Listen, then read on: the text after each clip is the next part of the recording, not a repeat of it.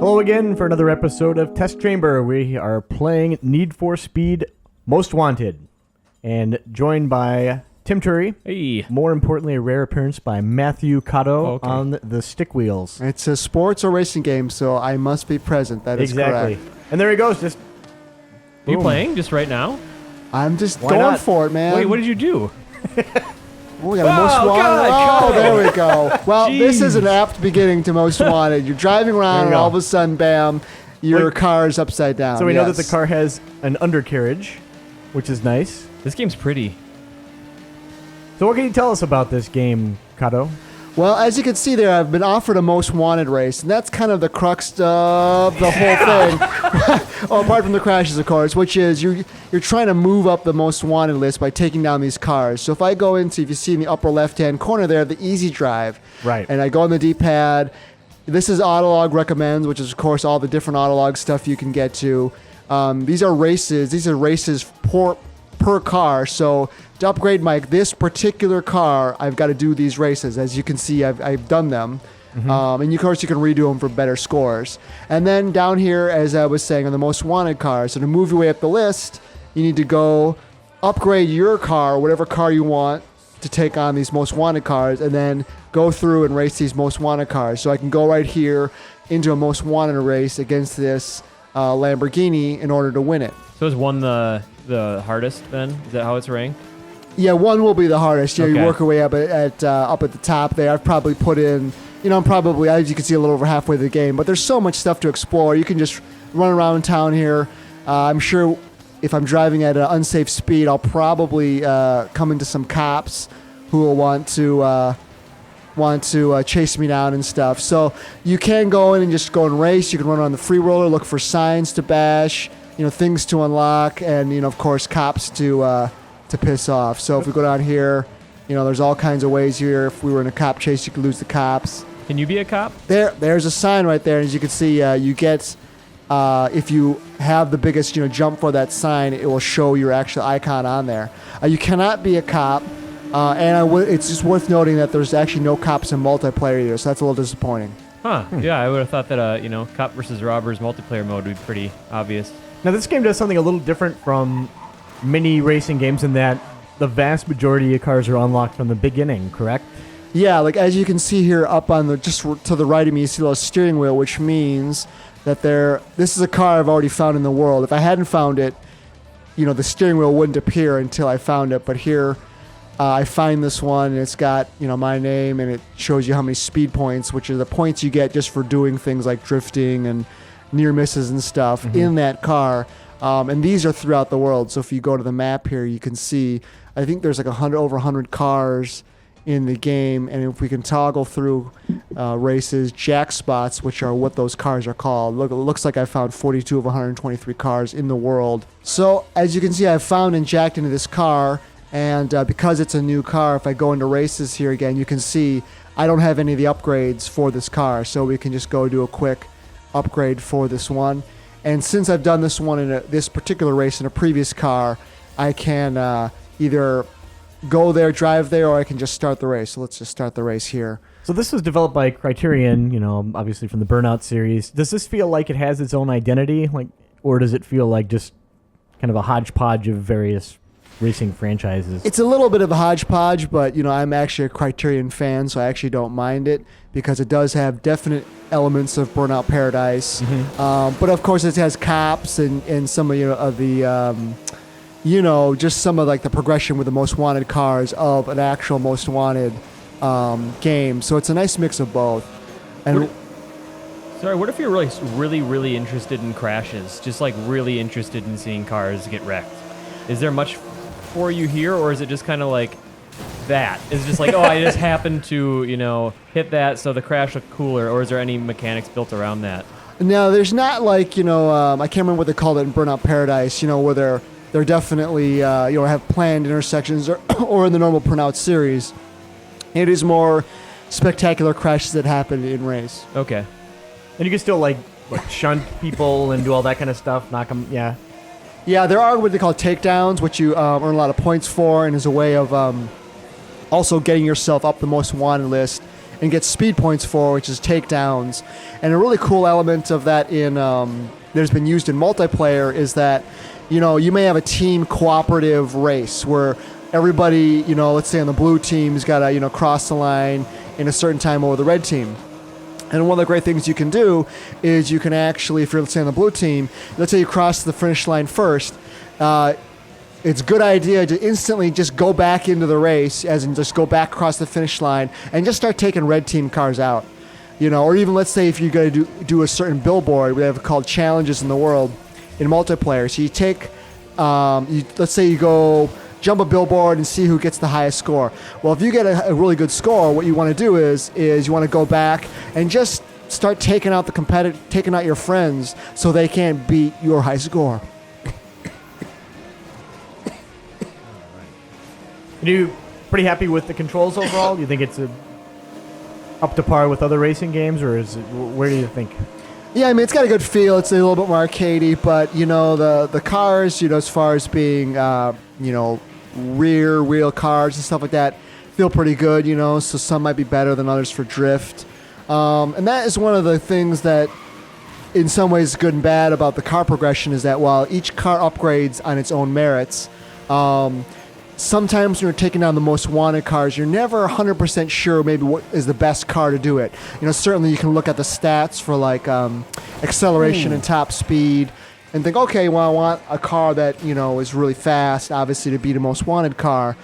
But, maybe depending on how you like to handle it, depending on the course, maybe you want to drift some more or whatever, you might want to change to a different car. So it's really open in the sense that, like, you can just have a favorite car that you really like and use that for the predominance of the races, upgrade it, and you're good to go.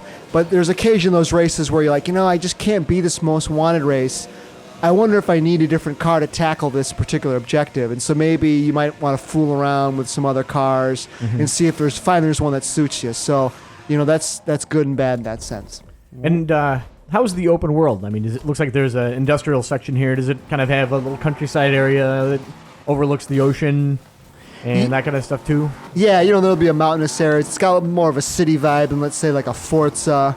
That being said, going through the upgrade races and doing different things, I did feel that it didn't take a super long time for me to feel like I'd seen, at least gotten a good idea of most of the locations. So it's not going to necessarily overwhelm you in the sense of like, wow, this is so big. I'm never going to, explore all of it. Then again, there's a lot of nooks and crannies, a lot of side alleyways and stuff. But it probably, I would say, first impression would be that it does feel maybe a little bit smaller than Forza Horizon. Okay. As a point of comparison. What would you have to say for someone who's just sort of a casual racing fan? I liked Burnout Paradise, and I liked I liked the crash modes in the previous ones. As far as the racing games that have come out in the last couple of years, is this one that would be the best for casual racing fans? I think so. Off the top of my head, I definitely would think so, because I think, it's got a decent structure with the most wanted cars. It's got the cops, which is a nice, just a little difference. You might, like I said, you could be running around the open world here and just all of a sudden, bam, you're in a cop chase. It's got that. It's certainly got licensed cars. So if you're more of a car guy, all right. If you're more of a car guy, whoops, surprise, surprise, we're in a cop race now. If you're more of a car guy, that might be more of your thing. You'll definitely find the licensed cars here. And if you're just into screwing around in multiplayer with some objectives or whatever, I think you're gonna have a lot of fun with your friends as well. And how do you shake the cops? Is it you just have to get far enough away, kind of GTA 4 style, or? Yeah, as you can see in there, they had a little cooldown phase, which is the first sort of evade phase. You get that, and then you outrun that, and then it just ends up petering out. But that was a pretty easy way to get rid of the cops. But there's certainly plenty of times where they'll call them the choppers. They'll start be throwing down spike strips. They'll be setting up roadblocks. And if you listen to the police chatter that comes over the intercom there, it gives you a little heads up. Where they'll say, hey, I just can't shake this guy. Let's put a perimeter down. And so then that if you're gonna go and you keep racing on the highway or whatever you're at, that all of a sudden, bam, up ahead of you there'll be a roadblock. But those are a lot of fun. And the really cool thing about those cops chase also is that you'll find that, let's say you're doing a race, just like a most wanted race or whatever, or just a regular upgrade race. It might be a scripted event during that race where the cops will come out looking for you. And then after that race ends, a lot of times it'll just go into a normal cop chase. So then once, even though the race is over and you've gotten your objective, you just find yourself out in the middle of a cop chase, which is kind of cool because then it just spills out into the open world and then it just sort of naturally progresses from there. I like that. It's always kind of disconcerting when you're playing a game like that. The mission's over and then the cops are just like driving into the curb and have completely lost any kind of AI functionality. Yeah, exactly. And I think, in the whole, I think they're balanced pretty well. They'll get you in corners and they'll be ramming you and they'll really take it to you a lot of times, or they'll just set up a bunch of roadblocks and it seems like the cop chase is going on forever. But at the same time, I don't feel it's too hard where you think and where it borders onto that real frustration level. Mm-hmm. Is it functionally similar to not Most Wanted, I'm sorry, Hot Pursuit, where you can play as a cop and deploy spike strips and like the EMPs to shut down engines and that kind of thing, or is it just the cops are there to chase you down in the open world? Yeah, they're just there to chase you and the other Most Wanted drivers down in the world. Okay. It doesn't have that kind of the separate storylines and, as you said, sort of the powers, so to speak. It doesn't go into any of that. I have a hard time wrapping my mind around all the various subsets of Need for Speed. They have the Run, Shift, Most Wanted, Hot Pursuit. I don't know. Yeah, going forward, Criterion says they're going to have a hand in everything, even if they don't directly develop. Let's say, like, for instance, I think EA Gothenburg, which is in Sweden, is doing another Need for Speed right as we speak, and they're developing it. But Alex Ward, one of the co-creators of Criterion, told me at E3 that Criterion is going to have a hand in everything. He said he's personally going to have a hand in everything, how the cars handle and things like that, so that going forward it always feels like Criterion kind of wants it to feel. So, while we won't see the yearly releases and the different offshoots end anytime soon, hopefully Criterion can bring it under, sort of a really good branded kind of feel for each of the different games. Yeah, it'd be nice if you had some basis for like knowing what to expect from it. It just seems like it's kind of overwhelming if you're not keeping track of all the different Yeah, I think it sounds like, maybe they want to still keep maybe the kind of sim-based feel of the Shift series, Cops of Most Wanted.